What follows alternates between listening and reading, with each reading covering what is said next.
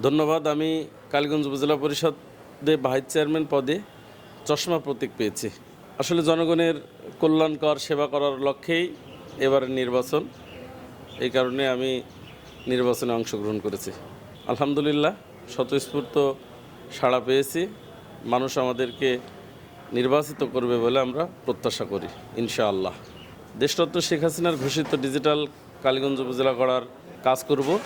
ঝিনাইদহ ৪ আসনের মাননীয় সংসদ সদস্য জননেতা জনাব আনোয়ারুল আজিম আনার এমপি মহোদয়ের নির্দেশেই আগামীর কালীগঞ্জ গড়তে আমি অঙ্গীকারবদ্ধ ইনশাআল্লাহ।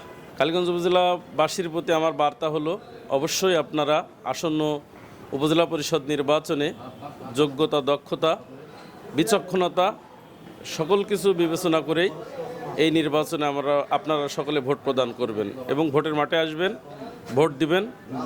এ ভোট অবাধ, সুষ্ঠু এবং নিরপেক্ষভাবে অনুষ্ঠিত হবে ইনশাআল্লাহ।